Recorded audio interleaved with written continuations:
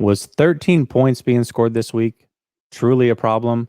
And how did the 49ers and Dolphins rivalry get started? How did we get here? This is a budding rivalry that Suneil and I got to talk about, and we're going to do just that, plus much more next.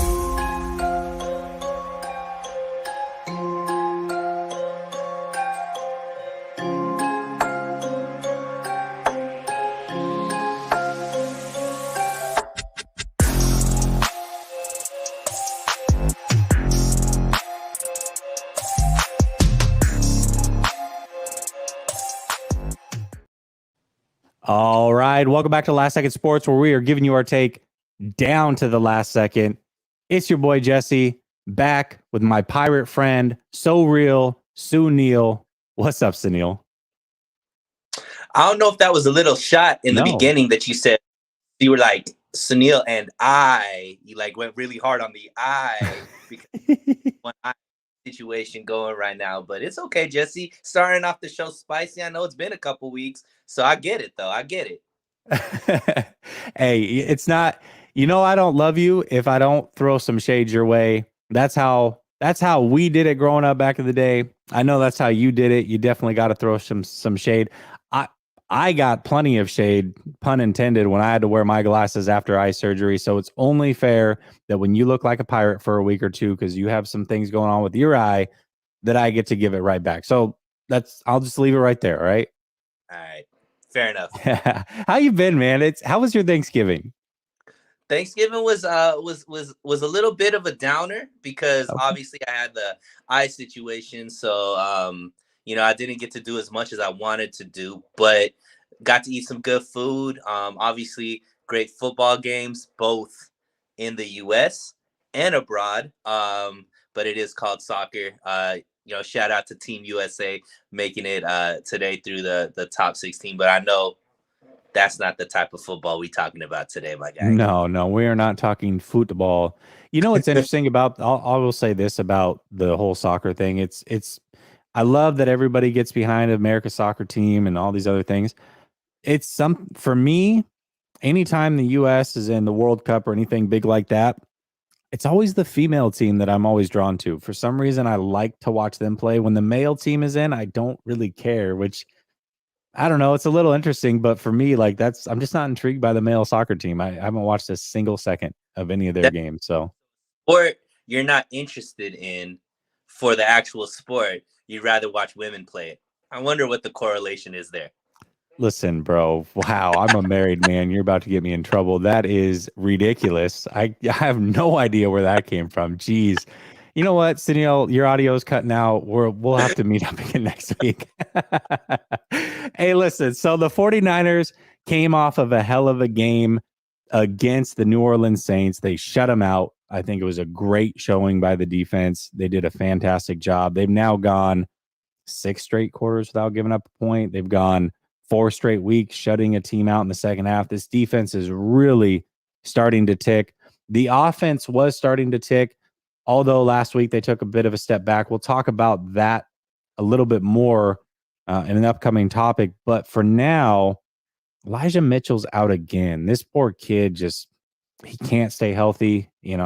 For whatever reason, now he's got a MCL sprain in his other knee. It's going to keep him out 6 to 8 weeks, which puts him right on the timeline of maybe making it back for the wild card game, maybe an NFC championship game if they make it back, depending how things fall.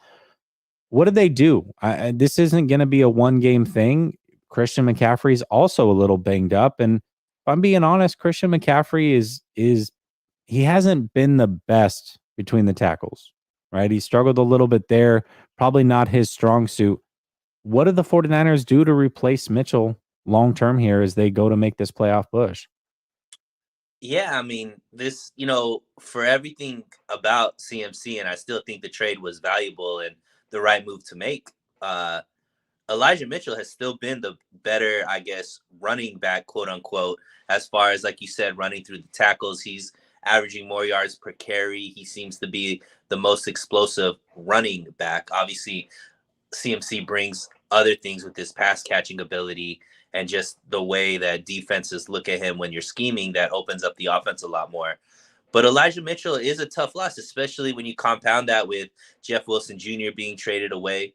So when it comes to, what the solution is there as far as how the 49ers still have a running game, I think it's going to be back to committee. I think you start to see Debo taking more handoffs. We saw that, at the end of we saw that early on in the game last week against New Orleans. You saw Debo in the backfield a few more times than we're used to seeing him. And, the fan base has wanted to see Jordan Mason get a shot. And I think we finally gotten to a point where even Kyle Shanahan can't mess this up, in the sense he has to give Jordan Mason a shot at this point, because CMC obviously being banged up, you could only do so much with Debo as a running back. It's Jordan Mason's time and he's gonna get an opportunity. He's shown some explosion in this preseason. He hasn't gotten much opportunity in the regular season. Let's see if they give him, 6 to 8 carries against Miami, if not more, depending on what happens with CMC.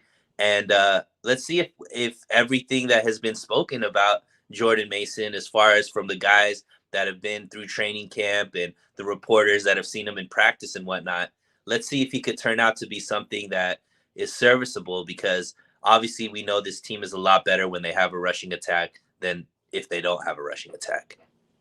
Yeah, 100%. I mean, this team wants to run the ball, although, they haven't ran it. They're still successful. They've been successful running, but they have not been running the last couple of years at the clip that they were able to in 2019. What they did in 2019 was so special. The yards per carry, the yards per game, it was insane. Still a very good running team. I do like the fact that Mason's going to get some shine.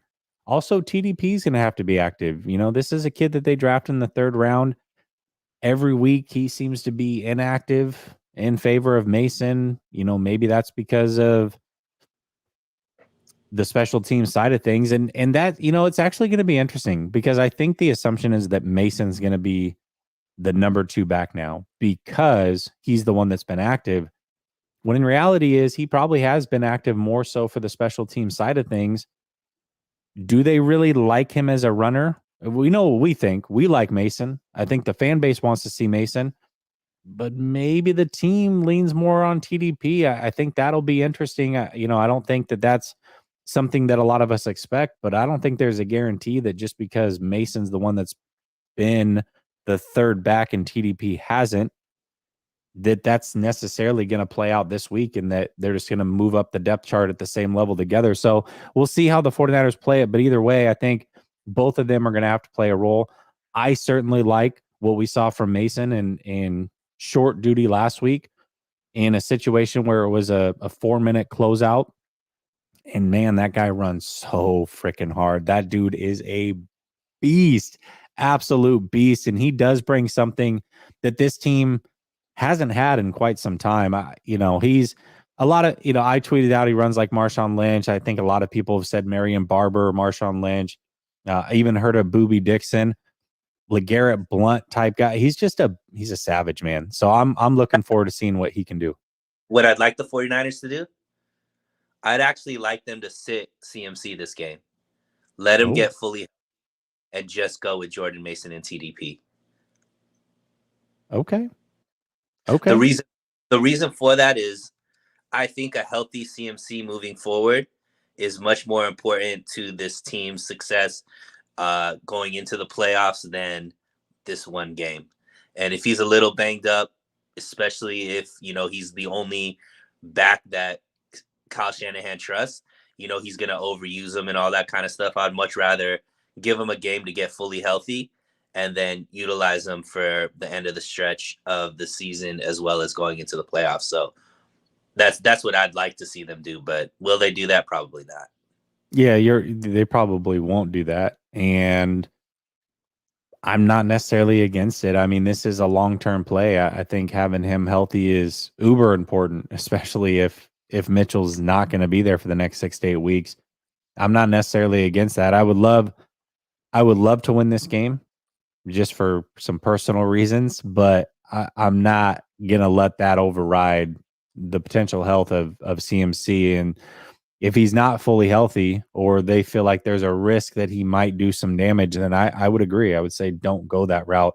I got to say, a lot of people have drawn this conclusion, but you're like a Raiders fan now, according to people. So, at least I'll say this: when the 49ers play the Raiders, we know who's coming on behind enemy lines that week. My guy Suneil in the building. Horrendous Raiders analysis of all time. Definitely tune into Behind the Lines when the Raiders, as I will be giving nothing but the worst analysis of the Raiders this whole season. No, that's perfect, man. That's great. So, oh, that's too funny. All right, well let's talk about the offense as a whole a little bit. This is an offense that's been putting up a lot of points. Jimmy Garoppolo's been playing really, really good football for a few weeks, and then this week things kind of slowed down a little bit. Jimmy struggled a little bit. Not just Jimmy, but the whole offense struggled. They only put up 13 points, and I think a lot of people have talked this week about, how that's a major issue. And, for one reason or another, you have some people saying it's not an issue and all, it's a one-off. Where do you stand on this topic? So I don't know if you remember the analysis that I had about when the 49ers look good, as far as the amount of points that they score. There is a significant stat as far as what types of defenses they're playing against. And those defenses were in the bottom 10 of points allowed. Do you remember us talking about that? Yeah, you said 7 of their final 9 opponents fall into that category, I believe. Yeah. I don't know exactly if the Saints were part of that 2 that weren't, but I do know that a healthy Saints team defense, like the one that we went up against last week, would be one of those teams that is not part of the bottom 10. Right? They had they pretty much a fully, like they got healthy in that game. So that defense is a very good defense, one that I would put as not bottom 10, even though maybe over the season they've been, because they've been banged up on the defensive side. For sure. But so I think the 13 points is more what I think it's exactly on par with where the 49ers have been. I think that a lot of the scoring that the 49ers have had has been because of the level of competition that they played on defense, not necessarily because they're this run and gun now offense that could just put up points against anybody, right? This is still a team that is led by its defense. This defense can play consistent against any offense as long as they're healthy. But the way that the team is going to win is it's either going to be a blowout because the offense could put up points, or it's going to be a narrow victory because the offense could put up enough points, or it's going to be a loss because the offense can't put up enough points. So for me, this is par for the course. Against good defenses, this team isn't putting up 30 points. It's against defenses that aren't very good that the team is putting up 30 points. So I think this is more. I think this is pretty normal compared to the level of defense that they played. Yeah, I think that's completely fair. I think here's the thing. I don't think that it's end of the world that they gave up 13 points. It is certainly, if you look over the course of the last month or so, a blip on the radar. For me, what I saw was that this team, this offense, led by Jimmy Garoppolo, is still probably going to struggle in the playoffs when things get tighter, when teams know what Jimmy wants to do and this offense wants to do, and it's just line up and be the best team. Because they have had the benefit of playing not very good defenses, and they've done you can only play who's on your schedule, right? Let's be clear about that. You can only play who's on your schedule, and the 49ers have done that to a T. They have blown these teams out, absolutely wrecked them, and done everything that they should do in those games. In fact, this is why I think they are a good team, and maybe things were iffy earlier in the season, is because when they had those same matchups that they should have won and should have taken care of business, even when things weren't going right, they couldn't find a way to win those games. Now they are doing just that. Now they have blown teams out. This is what good football teams do. The 49ers are starting to hit a stride at the perfect moment. Like, you want them to get hot going into the playoffs. The beginning of the season doesn't matter. Going into the playoffs, you want to be hot. The 49ers seem to be trending in that way. However, Jimmy Garoppolo historically does struggle in the playoffs. And all this did, to me, was level set who he is as a quarterback and bring, hopefully, people back down to earth as to what we've seen. Certainly, he has played very well the last few weeks, but you have to consider the opponents. You have to consider the time of the season. And until Jimmy Garoppolo in the playoffs can come out and be a catalyst for maybe why you win a game, or at least be a big contributor, we know who he is, right? And this game just reminded me anyways that, okay, he hasn't turned into a player that he wasn't in the past. He's not all of a sudden astronomically better. He's the same player. And that player is good enough to win a lot of games. That player is probably good enough to go to an NFC championship, maybe even a Super Bowl this year. But when the rubber meets the road and this team is playing a good defense and needs to put up points, I don't think that he's going to be good enough to do it. That's all this reminded me of. So, sure, I pissed off a lot of people, but that's just how I feel about it. Niner Sickness, what's up, man? How you doing? Hopefully things are going good over at your channel. I know that you lost it. You got hacked. That was terrible. If you are not subscribed to his channel, make sure that you go and do so. Much like myself, he lost a channel, and it sucks trying to build that thing back up. So show him some love. But he has a good question here. He says, Jessie and Suneil, which 49ers defense is better, the 1984, 2019, or 2022? I have to go with the defense that won a Super Bowl, and that's the 1984 defense. They played an absolutely on fire Dan Marino in the Super Bowl. I think they only allowed 16 points in that game. They had a shutout game the game prior in the NFC Championship against the Bears. That defense won a Super Bowl, and that defense did some incredible things in their playoff run. You have to give it to the 84 49ers. But between 2019 and 2022, I think that is a topic of conversation. Suneil, I'll ask you that. 2019 or 2022 defense, who are you taking? I'm taking 2022. And the reason why is they are putting up all of these stats right now, and they're missing 2 of their starting 4 on the defensive line and a starting cornerback, right? With Emmanuel Mosley down. So that's 3 starters that make a significant impact on this team that this 2022 defense doesn't have, and they're still ranked number 1, right? And I don't know, obviously Emmanuel Mosley's not coming back. Kinlaw, not sure. But Arik Armstead is coming back. So I would assume that that's going to be an instant upgrade to a defense that's already playing out of this world, right? So in 2019, they had obviously a really incredible defensive line, but all the numbers they put up was with very healthy team, a very healthy defense, right? So I got to give it to this year's 2022 defense. They're turning over the ball.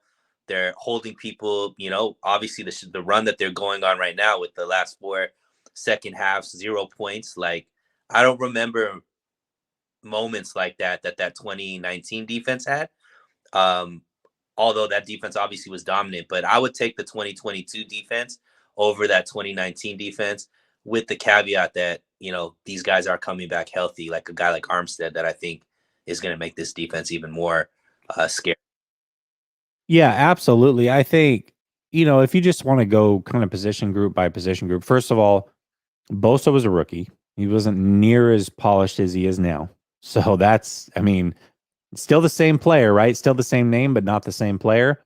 Bosa is miles ahead of what he was then. Maybe not statistically, but when you watch these games, he's a completely different player. So when you've got that, that's going in your favor. Fred Warner, that was his real breakout season. He hasn't slowed down.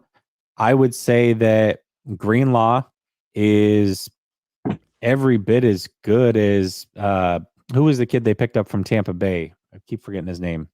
Linebacker. Man, he was playing for the Saints after that too. Yeah. He had the injury. Anyways, Quan Alexander. There we go. He's every bit as good as Quan Alexander. And I mean, okay, Richard Sherman, all-time great corner, but at that age and that stage was not near what Charvarius Ward is. You may look at it and say statistically, he had a great season, but he was not locking anybody down one-on-one. He was not going to cover you going all the way across field. He was not going to switch sides of the field. Charvarius Ward can do all of those things. And when you look at who the second corner was on that team, they went back and forth between Mosley and Witherspoon, both much younger players than what they are now, not as polished as what they are now. And you look at Lenore, I think that's, probably a wash. And quite frankly, Hufanga is the best safety that this team has had in a long, long time. And I love Jimmy Ward. I love what he was able to bring in that 2019. I think the tandem of him and Tart was pretty good. That tandem was not as good as Hufanga and Gibson. It's not. So I think this defense on paper is better. Now, obviously that defense had Buckner. I don't want to gloss over that because Buckner is a problem. All right. Buckner is a great player. I love Buckner, but I don't think just Buckner is enough to overcome the development of Bosa, to overcome Charvarius Ward and Hufanga being in the back end of that defense. I think the 2022 defense is also better than the 2019 defense. Yeah, they could just do so much more than that 2019 defense, right? The 2019 defense was all zone, and they were elite at the zone. Sure. But, especially with the firepower that teams are bringing out of wide receivers nowadays, the ability to play man gives you so many more options with the exotic blitz packages that D'Amico can run if he needs to. And we didn't have that option in 2019. So definitely it's more versatile this year. And like I said, they're doing all of this without Armstead.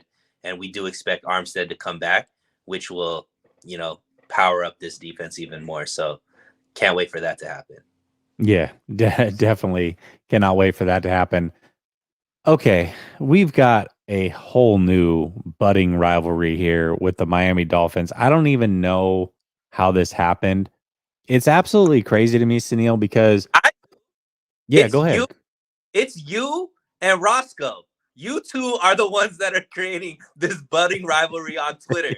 There was no rivalry. It's two people out of the 49er faithful, two guys that I respect, two guys that I enjoy them on Twitter and their Twitter back and forth. But don't try to put this on anything else other than you, my friend, and Roscoe on Twitter. You two are the ones that are going at every Miami Dolphin fan, putting up stats, going at their favorite players, not wanting them to have any happiness over the team that they built over there. It's you guys. That's why there's a rivalry. Nobody else knows about the rivalry other than the Twitterverse. Hold on. Let's be fair. This is not coming out of nowhere. If you notice, I do not go at fan bases on Twitter. I just do not do it. This is the first time I've done it all season long. And the reason is because all off season, all I heard was their mouths running. All I heard was how Debo was going to end up with Miami. They knew it was a lock. Mike McDaniel was calling plays in San Francisco. The most ridiculous thing I've ever heard. He was the real genius. All these other things. And now that the time has come for them to play, they are actually a good team. They've held up their end of the bargain. We knew we would hold up our end of the bargain. And so now it's time to pay the piper for all that offseason talk. And so, yes, I am at the neck of Dolphins fans. However, this rivalry has now bled over to the players, not taking credit for that by any means. It was nothing that I did, but it is interesting that this rivalry that started in the offseason with two fan bases on Twitter has gone ham this week, certainly, but even with the teams has bled through. And Raheem Mostert, I first heard about what he had said on Sunday, and it was right after the game. David told me what he said, or Marco told me what he said. And for me, I immediately said, that sounds out of character for Mostert. It just didn't seem like something Mostert would say. I was shocked by it. I'm not saying he didn't say it. I don't know. I wasn't in that room, but he has backtracked on those comments. However, who has not backtracked is Trent Sherfield. He seems to be doubling down. 49er players have responded. There's a lot of smoke, it seems, going into this game. And I just want to give some stats before we talk a little bit more about it, because there are some very, very interesting stats, especially coming from the Dolphins side of things. We know what the 49ers have done. We talked about it. They haven't given up a point in 6 quarters, 4 straight games without a point in the second half. They're on a 4-game winning streak. We know the 49ers side, but the Dolphins side, I don't think a lot of people understand that the Dolphins are actually undefeated when Tua has started and finished a game this year. I believe they are 8-0 in that scenario. So with Tua at the helm, start to finish, this team has not lost, and they have beaten some very good teams. They have beaten the Buffalo Bills early on when Buffalo was kind of steamrolling people. They came back and beat the Baltimore Ravens in a hell of a game. They were getting cooked in that game, came back and won that game. They have beaten some really good teams with Tua at the helm. They average about 28 points a game with Tua at the helm as well. This offense is very explosive when he has been the quarterback. However, this is something that's interesting. Even with Tua at the helm, when they have played a top 15 scoring defense, they have not put up more than 21 points in a game. So I find that one very interesting. And the Dolphins, as hot as the 49ers are, riding a 4-game win streak, the Dolphins themselves are coming into this game with a 5-game win streak. So this is somehow a big rivalry. It's 49ers South Beach coming in to play the real 49ers. And there's some interesting things with this coaching staff as well. What do you want to add to this whole thing?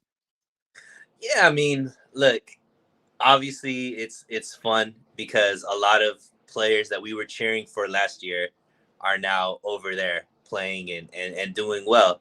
I think Mike McDaniel as a coach is phenomenal. The dude's just so entertaining, and it's nice to see him have so much success so soon. The resurgence of Tua, I think, for me, I've always thought Tua was a good guy. And, he was struggling, obviously, early on. And, and it's amazing that the Dolphins are where they are, Jesse, because last season, even though, I'm a fan of Raheem Morris, I believe that was the coach. There was a lot of turmoil around the Dolphins. And so it reminds me a lot, very similar to how Shanahan took over the 49ers and kind of made that on the back burner as far as all of the drama surrounding the team. So I like it. I haven't gotten into the back and forth with the Dolphins fans as much as you have, but I think they're a fun team to watch, and they're a good team. And, this could be a team that we play this week and then could potentially meet in the Super Bowl, if everything goes, to plan on both sides as well. So definitely an exciting game. And it's going to be kind of a litmus test for where the 49ers actually are, because this is a very good team on both sides of the ball. Yeah, it was Brian Flores was the coach before people. I know people are going to be like Raheem Morris, Brian Flores, but it was interesting because they were a good team, like on paper with Flores. But man, talk about turmoil. First of all, they were winning in spite of him. It seemed like they just did not like him, and what you've seen from Tua, a lot of credit has to go to McDaniel. I think a lot of credit has to go to Tua, fully being healthy. He was not. I don't think he should have played his rookie year, coming off that serious hip injury. So fully being healthy, having a coach that completely believes in him, I think that goes very far. And then also being year 3, that's when quarterbacks kind of start to hit their stride a little bit when they've had games under their belt. So I think, and it's nice.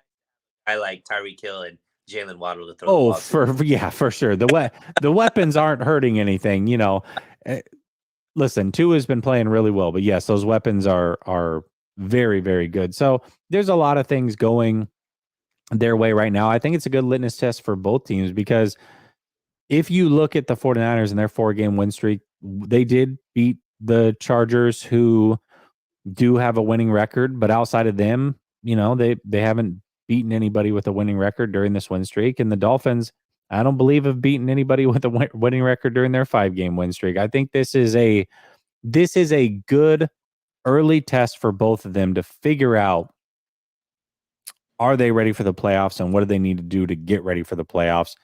The 49ers are a team that is extremely battle tested over the last few years, a lot of players with a lot of experience. They're going up against their old friends and old teammates, and that's a natural rivalry. I'll say this. I know when growing up, I played against my friends, or we'd play pickup football or pickup basketball. Like, I always wanted to kick their heads in. Like, I always wanted to win that game more because we know each other. Like, I don't want you to have bragging rights over me. I'm competitive. Even if there wasn't some trash talk going into this game, I think there would be that on both sides where it's like, all right, we're going against my boys. We got to make sure that we win this one, because if we don't win this one, we're never going to hear the end of it. We are never going to hear the end of it. So I think there's a lot of that going into it. And then just naturally, you've got Mr. Miyagi going up against Danielson, head coaches matching up, two guys that have been together for so many years. They know each other inside and out.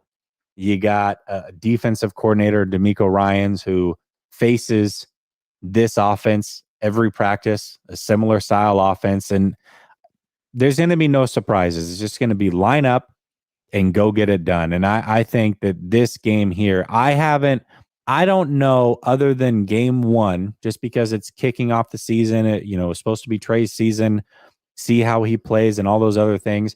Outside of that game, I think this game, for me personally, is the game that I am the most excited about all season long. It's just it's the trash talk in the offseason and everything going into it. I am more amped for this game than I have been for any game other than week one going into the season, man. I think this one's going to be special. And Jesse, there's probably one of the most premier matchups we're ever going to see this season in the NFL. Tyreek Hill versus Charvarius Ward.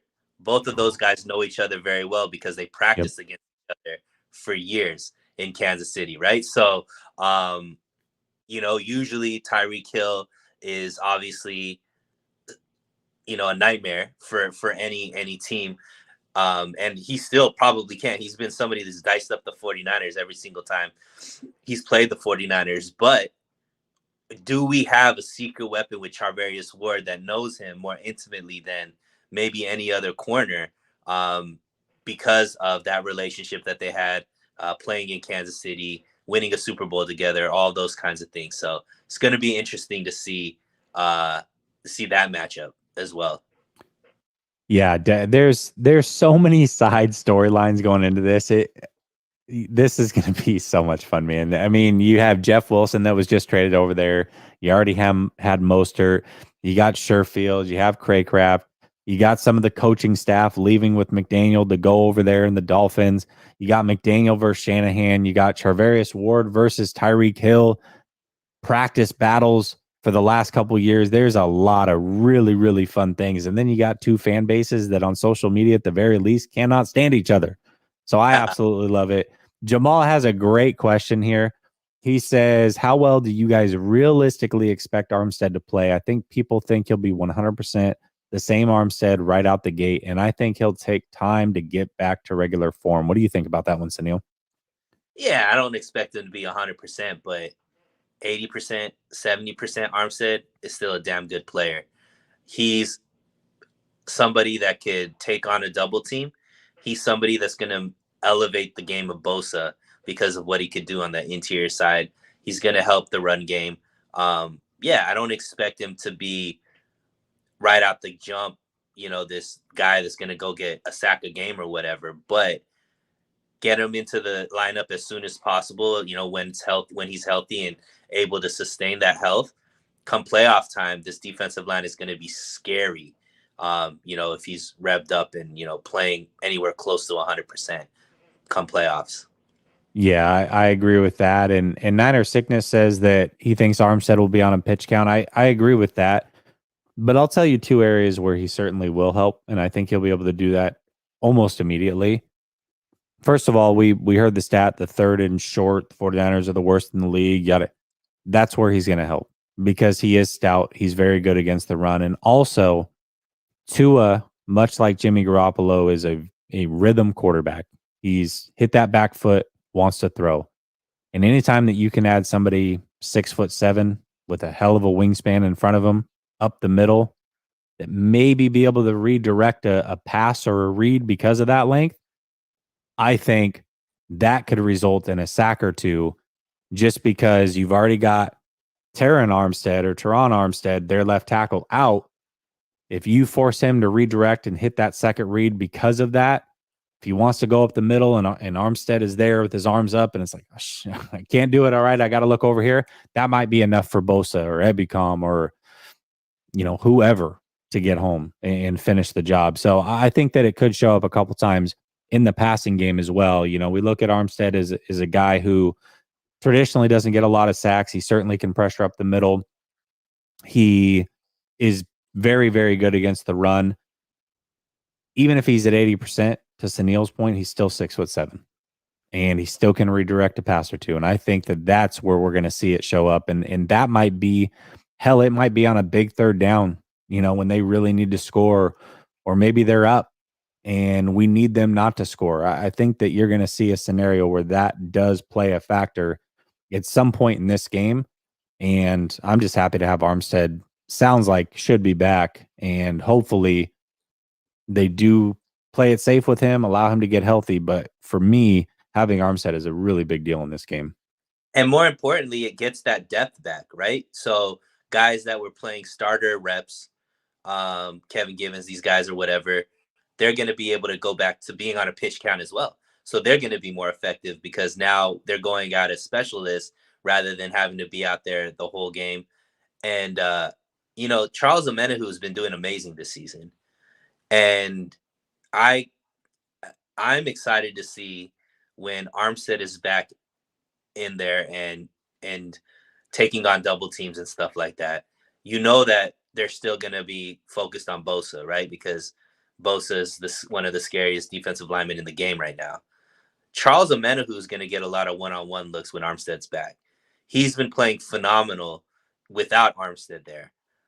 I could imagine what his last 5-6 games are going to be when Armstead is there going into the playoffs. You could see this guy maybe pricing himself out of being a 49er. This might be the last season he has with the 49ers, with the run that he could have when Armstead comes back. Oh yeah, absolutely. I think that was kind of an expectation that we even talked about going into the season. I mean, this was a guy that I thought would just fill that Arden Key role and just be able to get some sacks because of it. Now Armstead hasn't been able to play. And he still played really well, but with Armstead, I think you're right. I think that we go right back to what we thought going into the season. Shades by Chardell says Eric Armstead has not knocked down a pass in at least the last 3 seasons. I don't know what that stat is. And I'm not even talking about knocking down passes. That doesn't mean you can't redirect passes. If Tua is dropping back and he either has Armstead show up in his lap, or if Armstead's pushing somebody back and gets an arm up, or just being 6'7", it's not easy to see over that. And if your first read is over the middle and you got 6'7" in front of you, you might have to look a little right or a little left, or you might have to throw with an odd arm angle to get the pass off. It's not about knocking down passes.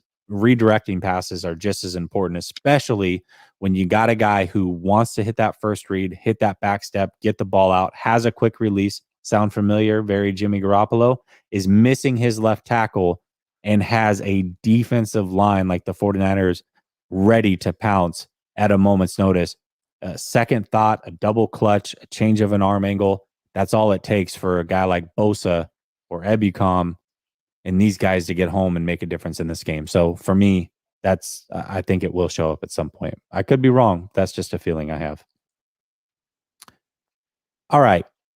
We can talk all day long about you know, full team stats and, how little things may play out. But I believe in order to win this game, we're going to have to see somebody step up, somebody take their game to the next level, because the Dolphins are a good team. And this is, as you said, a litmus test, I believe, for both teams as they gear up to make that playoff run. So, who's the one player or even two players that you think really need to step up in order to make this game a W for the 49ers?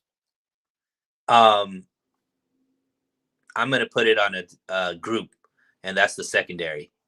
Oh, I like it. This tandem of Waddle and Hill are dynamic. And one thing the 49ers have struggled against are fast wide receivers. And these are two of the fastest on the same team. Like you mentioned, Tua is really good at getting the ball out quick. And usually that's the Achilles heel for the 49ers defensive line, because they don't have enough time to pressure the quarterback, to sack the quarterback, and all that kind of stuff. That also kind of helps the secondary, because it doesn't give Hill and Waddle enough time to hit full speed to be able to kind of just outrun the guy. So for sure, it's gonna be about Lenore and Ward playing physical with these guys on the line of scrimmage, making sure that because not only are these guys fast, they're quick. They got that wiggle to them. So their ability to keep these guys in front of them, and also the safeties to be able to make sure these guys don't get behind them, I think is going to be key. Because if the 49ers secondary can minimize the big plays, I think that they'll have a good shot at winning this game. But if you start seeing, Tyreek Hill just be able to run past the defense and, catch a 60-yard touchdown, or Jalen Waddle be able to do what Jalen Waddle does, it could be a tough day for the 49ers, because this defense, Miami's defense is good. They're very, very opportunistic. They fly to the ball. And, we've seen Jimmy make smarter decisions through this winning streak. He hasn't thrown, as many interceptions. I don't know if he's thrown a interception during this winning streak, but last week he was a little bit shaky. All right. He did throw a couple passes that definitely could have been interceptions. And I think if he makes those type of mistakes against this defense, those will turn interceptions. So I think this secondary stopping the big playability of this offense, of Miami's offense, is going to be key to this game.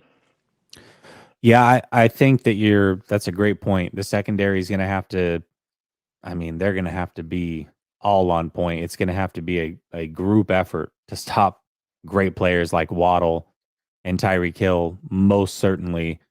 And, these are some other players that were cut from the 49ers, kind of left for the scraps. But you talk about guys like Sherfield, who's gotten in the end zone a couple times, River Craycraft. They're not the best players, but when you have such elite talent on the outside, it really makes their job much easier. So, sometimes it's the guys that you're not paying attention to or game planning for necessarily that can kill you, because these guys are so elite that they open everything else up. I think it's going to have to be a hell of a group effort 100% in order for them to win this game. For me, there's one name that just really, really stands out as a player that has to absolutely step up in order for the 49ers to win this game. And for multiple reasons. This is a player that just got a huge contract. This is a player who's not playing near as well as he did last year. This is a player that can help alleviate Elijah Mitchell not being there. And this is a player who is also going to have to help with McCaffrey maybe not being 100%. This is also a player who clapped back at Raheem Mostert on Twitter. Deebo Samuel. Deebo Samuel is going to have to carry the load a little bit this week. I expect that this is a week where he probably starts to touch the ball in the backfield again. Maybe gets 4 or 5 touches there. This is a week where they're going to use him in the screen game. Just get the ball in his hands 8 to 10 times if you can and just see. Because if Debo Samuel can get one of those big ones, that can be an absolute game changer. Absolute game changer. Debo Samuel is going to be key to this game. And also, I've got to imagine that Debo Samuel is looking across that field, all the statistics that Jalen Waddle and Tyreek Hill are putting up. There's some pride. And going into this game, I'm positive that he's going to want to show out and show that he is every bit on the level of those guys as a weapon in this league. This is the game where Debo has to step up and show out and return to his old form, in my opinion, if they are going to win this game. And I believe that Debo Samuel will do just that. Thank God the game's in San Francisco, right? It is.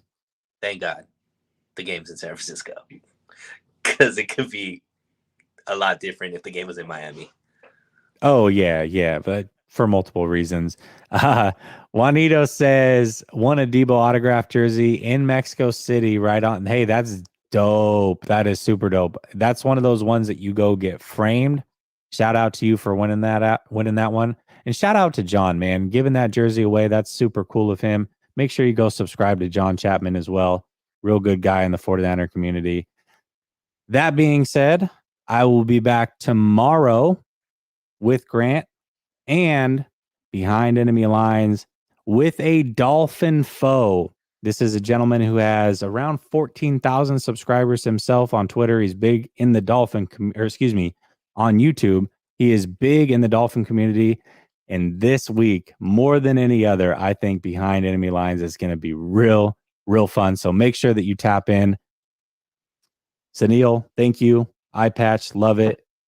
Appreciate y'all. Stay blessed. Peace.